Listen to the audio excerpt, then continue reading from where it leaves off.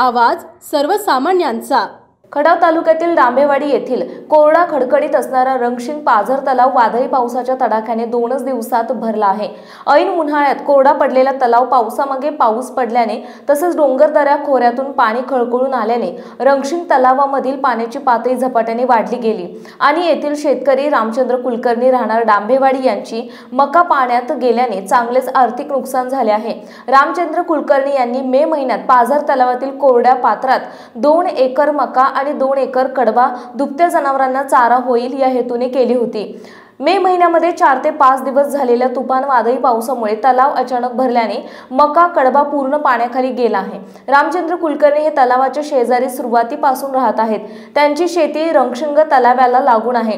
दरवर्षी April May महिन्यामध्ये तलावाला लागून असलेल्या शेतात जनावरांसाठी ओला चारा म्हणून मका कडबा करीत असतात। नेहमीप्रमाणे चारा पीक केली आणि अचानक आलेल्या वादळी पावसाने पाण्यात गेली असा प्रकार एकंदरीत झाल्याचं दिसत आहे। नमस्कार मंडळी, आपण पाहताय मायभूमी न्यूज। ऐन उन्हाळ्यात रंगशिंग डांबोडीचा रंगशिंग तलाव अचानक 2 ते 3 दिवसात भरला आणि इथे आपले एक शेतकरी आहेत, तलावाच्या शेजारी त्यांची शेती बी आहे आणि इथं शेजारी राहिल्याच आहेत आणि त्यांचे 2 एकर कडवळ आणि 2 एकर मका अचानक पाण्यात गेली। फार मोठं तसं जनावराचंही ती जनावर चाऱ्याचं असं नुकसानच झालेलं आहे। तर त्यांच्याकडून थोडंसं आपण काय अचानक घटलं घडली पाणी आलं जाणून घेऊया। काय सांगा। अचानक पाऊस पडल्यामुळे 2 दिवसात तर तलाव भरला संपूर्ण। अच्छा। कडवळ किंवा मका काढायला साथ खाली जाता यायला नाही, काहीच नाही त्यामुळे ते नुकसान झालं, पाण्यातच गेलं सगळं। जातोय कशाच कोणी जाऊ शकत नाही। अच्छा, म्हणजे तुम्हाला असं वाटलंच नसेल की अचानक शक्य काय कुणालाच वाटू शकत नाही एका रात्रीत पाऊस पडेल तलाव भरेल, कधी पहिल्यापासून कधीच झालं नाही। अच्छा, मग हा पाऊस कसला म्हणायचा? हा वादळी पाऊसच म्हणायचे, काय दुसऱ्या। अच्छा, वादळी पावसामुळे मग तुम्हाला अचानक घटना घडल्यामुळे दरवर्षी तुम्ही असे म्हणजे पिकं ह्याच्यात का घेतो? दरवर्षी पिकं घेतो, पण कधीच नाही असं गेलं पीक, कधीच गेलं नाही। त्यामुळे जनावरांच्या चाऱ्यांचा प्रश्न निर्माण होता। जनावर 25-30 जनावर आहेत माझ्याकडे आता। अच्छा, जनावर गाय आहेत, म्हशी आहेत, 25-30 जनावर आहेत, त्यामुळं मोठा चाऱ्याचा प्रश्न निर्माण झाला, हे होता, आसरा होता तो। 2 एकर मका, 2 एकर कडवळ।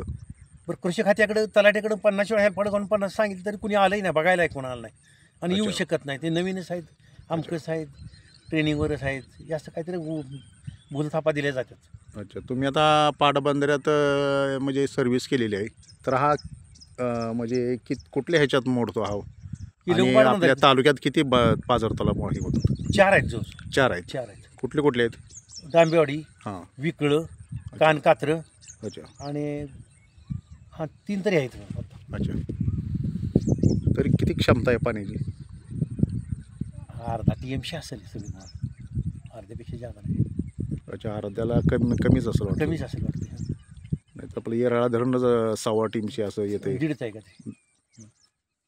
1.30 का 1.5? अच्छा, तर एकंदरीत आता काय म्हणजे तुमचं प्रशासनावर काय अपेक्षा आहे? नाही, काय अपेक्षा म्हणजे एवढंच की काय निदान जे गेले तेवढे जर काय तर नुकसान भरपाई मिळावी। अच्छा, यापेक्षा दुसरे काय अपेक्षा आपण करणार त्यांच्याकडे? पंचनामे तर होऊ शकत नाहीत, येत नाहीत कोण, काहीच नाही त्याचं काय। आपल्या परिसरातील महत्त्वाच्या बातम्या पाहण्यासाठी मायभूमी न्यूज चॅनलला YouTube वर सबस्क्राईब करा आणि बेल आयकॉन प्रेस करा।